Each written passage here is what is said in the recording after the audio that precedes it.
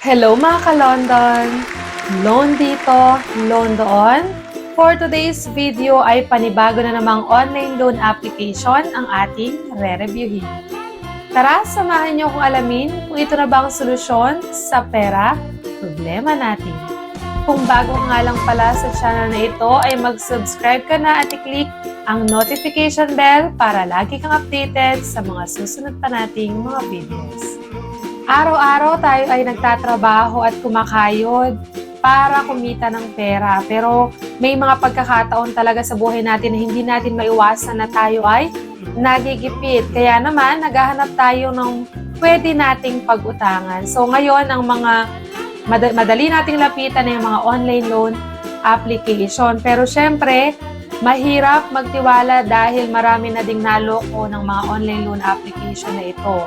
Kaya naman, tama ang ginagawa mo na nanonood ka ng ganitong klase ng video para at least magkaroon ka ng idea kung legit ba talaga o hindi ang online loan application na balak mong pag-utangan.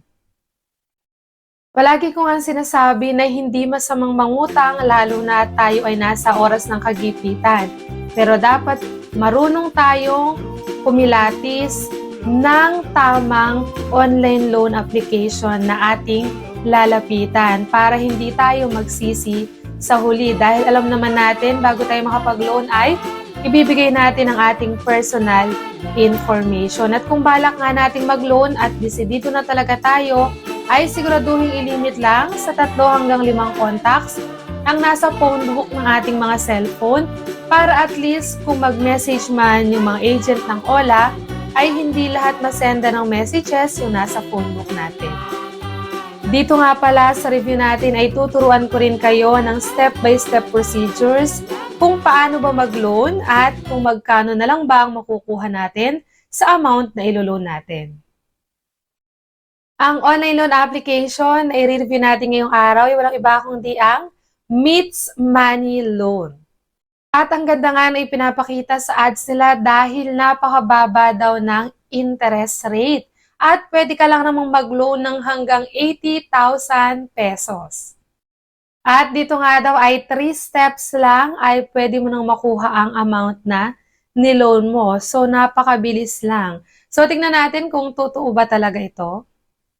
Pero syempre bago mo i-download ang application na ito ay siguraduhin mo munang mapanood ang video hanggang dulo para makasigurado ka kung legit ba talaga ito o hindi. Hayaan nyo munang ako ang mag-try para at least kung hindi ito legit ay hindi na masayang ang oras nyo.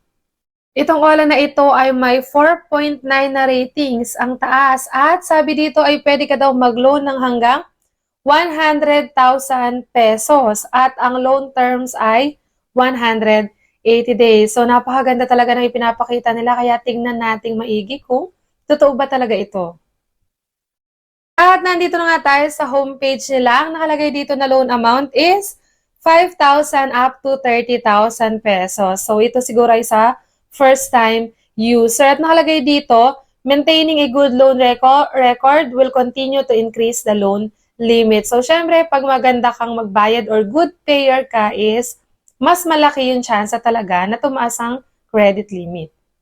Kaya click na agad natin yung borrow money now. At dito ay naghingi agad sila ng permission sa iyong location. So, ikaw na magde-decide pero ako allow while using the app lang. At dito na tayo sa sasagutan. Ang una-una dyan ay ang personal information. So, kailangan natin ilagay yung ating first name, middle name, tapos yung last name. So, dito kasama din ang ID card type, ID number, birthday, gender, at religion. At kasali rin dyan ang education, kung anong natapos, marital status, kung married ba or single, kasama din dyan ang number of children. Kung wala ka pang anak, ay ilagay mo lang ay 0. Tapos, province or city, district, street, detailed address. Pag sinabi nating detailed address, kasama na dyan ang street at yung number ng building o bahay. Kasama dyan ang length of residence, kung gaano ka nakatagal dun sa tinitirhan mo ngayon. Tapos ay email address. Siguraduhin lang natin na ang email natin ay active at nakaka-receive ng messages. At ito naman yung ID na nire-recommend nila.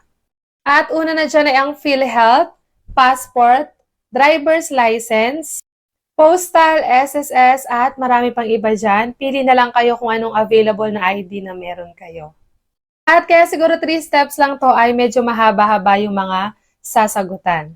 At pag nasagutan na yon ay dito na tayo sa career information. So, una natin sasagutan is your identity, type of jobs, industry classification. So, pipili lang tayo dyan. Company name, company province or city, company county, company street, detailed address, at yung monthly income range. So, pipili lang tayo dyan kung magkano yung monthly income natin.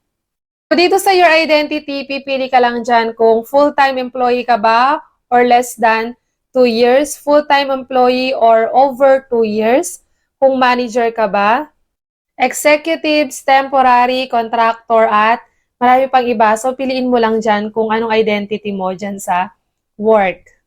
At dito naman sa type of job, so pipili ka lang dyan kung private owners, office worker, freelance, fisherman, at marami pang iba. So piliin mo lang kung anong job ka nabibilang. Dito naman sa industry ay pipili ka lang. Marami ding pagpipilian dyan. Pwede ang waiter, marketing, call center, teacher, general administration, at marami pang iba. So pili ka lang dyan. At dito na agad tayo sa contact information. So, dito sa OLA na ito, ay kailangan lang ng 2 contact reference. So, ilalagay mo lang yung contact name kung anong pangalan, relationship kung kaano-ano mo yung contact na nilagay mo, and then yung phone number niya. Kadalasan kasi no, sa ibang OLA ay 5 contacts ang kailangan mong ilagay or contact reference. So, dito is 2 lang, which is good. And pag maglalagay tayo ng contact reference, siguraduhin lang natin na alam nila na ginawa natin silang reference para kung at least tawagan man sila ay hindi na sila magulat. At next nga is bank card information na. So ilalagay na natin dito or pipili na tayo dito kung saan ba natin marireceive yung amount na niloan natin. Pwedeng bank, OmniPay, GrabPay, PayMaya, at GCash. So maganda din no kasi pwede sa GCash. Alam naman natin na ito yung madalas nating ginagamit sa ngayon.